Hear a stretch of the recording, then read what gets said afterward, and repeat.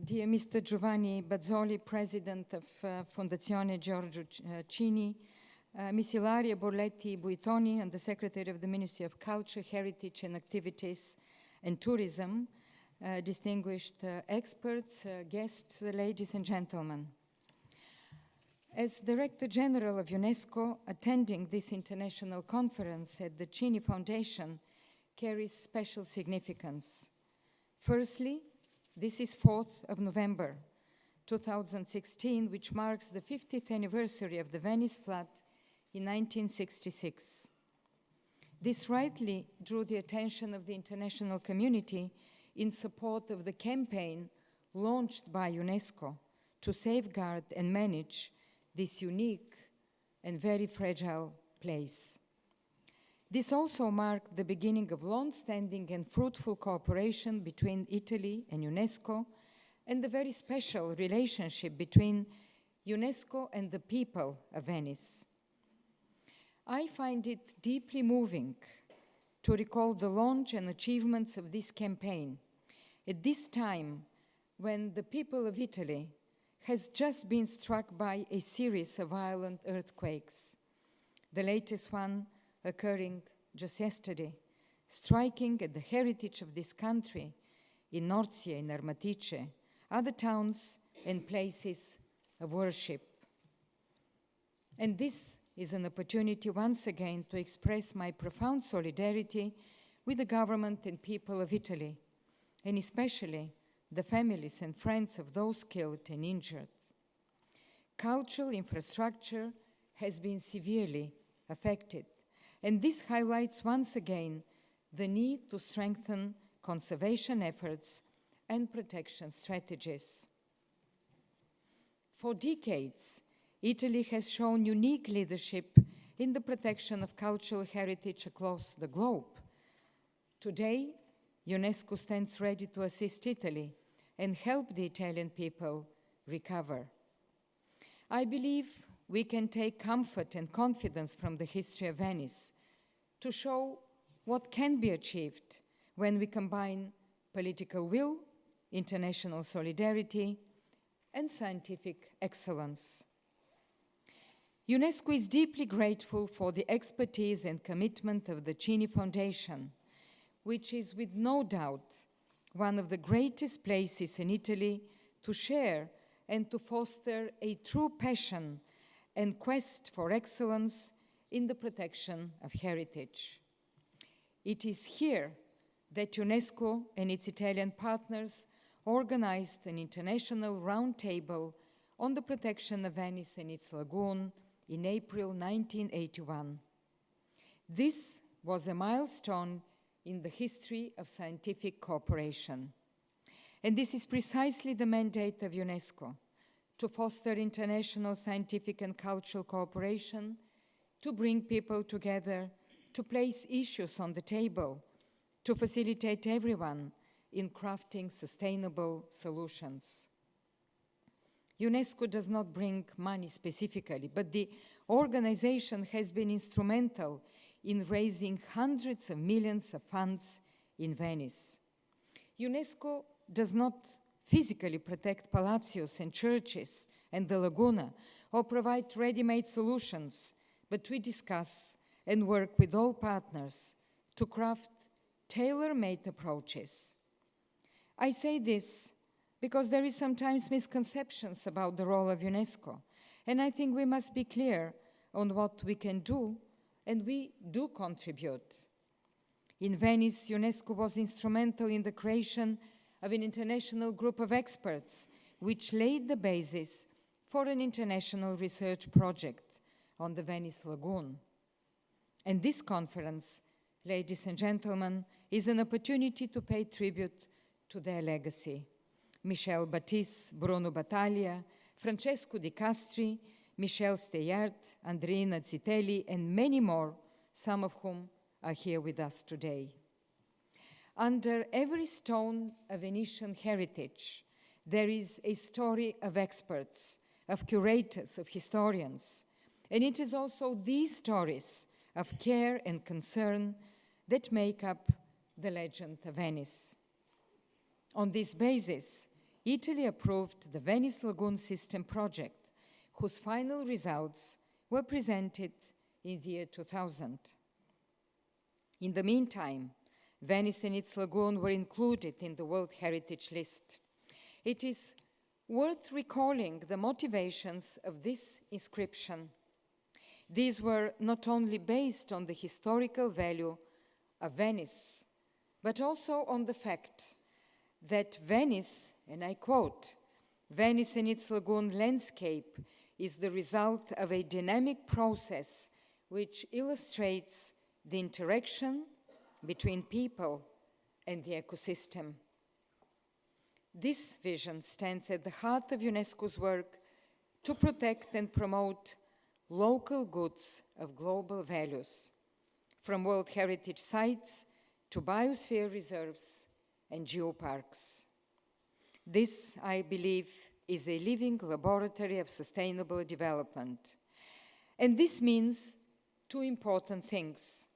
First, we must connect the dots between cultural expertise and scientific knowledge, water management for a better understanding of the ocean and the coastal dynamics, and much, much more.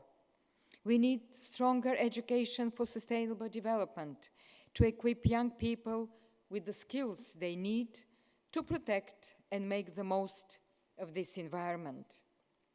I see this as the unique value added of UNESCO, as the United Nations Agency for Education, the Sciences, and Culture.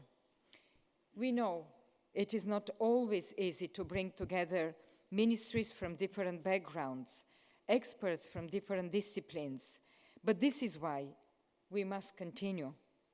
And second, the very nature of Venice's outstanding universal value means Venice is a living heritage with a wealth of knowledge, know-how, and traditions which we must foster and support. Protecting is not freezing. At the heart of all conservation efforts stands the will to promote the city not only as a museum for tourists of the world, but as a city where people live, create, innovate, and work. This is the spirit of UNESCO's work to promote the diversity of cultural expressions embodied in the 2005 Convention. This is the spirit of UNESCO's 2015 report on reshaping cultural policies. This is the spirit also of our landmark publication on culture, urban future, which was prepared with many institutions and universities, including the University UAF of Venice, host of the UNESCO Chair on Urban Policies and Urban Regeneration. We know all too well the threats of unbalanced forms of development. Much effort has been devoted to protecting Venice and its lagoon from high waters, and at the same time, the high pressure on the city of Venice has resulted in its partial transformation. Resident houses have been replaced with tourist accommodations. Traditional activities and services have been transformed into tourist-related activities. These were discussed at the World Heritage Committee meeting in Istanbul earlier this year. I will not revisit the debate, but I would like to stress that the decision taken on that occasion must not be seen in any way as criticism of those in charge of the management of the site. We are all in this together, and this was my message to the mayor of the city, whom I met this morning. We are all in this together, UNESCO, local institutions, national government, and the wider international community. In this spirit, I wish to make today a new appeal to all, including UNESCO, for a redoubled commitment to the safeguarding of Venice and the definition of new directions for its development. Much has been done, and still much needs to be accomplished. UNESCO has contributed so much to this city in real and symbolic terms. The international campaign for the safeguarding of Venice, launched by UNESCO, has raised hundreds of millions of dollars. It has secured expertise at the highest international level. It has ensured global attention to the city of Venice. UNESCO's participation in the Venice Lagoon System project led to the implementation of major scientific programs on the Venice Lagoon ecosystem, 1990-1995, and the Venice Inner Canals in 95-99. Both delivered a considerable amount of knowledge for planning and decision-making in Venice, on hydrodynamics, on boat traffic, on damage to foundations. Between 2009 and 2012, UNESCO dedicated most of its efforts in Venice to support a sustainable management plan with all responsible institutions. Today, I know there is interest and concrete proposals to relieve tourist pressure on Venice by offering alternative options among the municipalities in the boundary area, and UNESCO supports this. For some 50 years, UNESCO has had an active presence in Venice. And I wish to recall equally that UNESCO's regional office in Venice is not a bureau for Venice only, but for Europe, working for cultural and scientific cooperation in the Mediterranean, in Southeast Europe, and nowadays, I would say widely in Europe. The rebuilding of the old bridge of Mostar in Bosnia and Herzegovina was led from here. The establishment of annual conferences of ministers of culture, as well as many other projects to rehabilitate cultural heritage in Southeast Europe, was equally led by here. UNESCO's action to build peace in the Balkans, culture, a bridge to development initiative, such initiatives as the traveling exhibition Imagining the Balkans were also led from Venice. And this is also a sort of contribution to Venice as a dynamic diplomatic hub, as a creative and innovative place it has always been. So, in this spirit, ladies and gentlemen, I wish to encourage all to continue moving together in the same direction, and allow me to thank once again the Cini Foundation and the Italian authorities for their trust and support. In thanking you, I wish to welcome you again and to wish you a very successful deliberations, and particularly to the renowned experts, thank you for coming again and joining us in this challenging time. Thank you.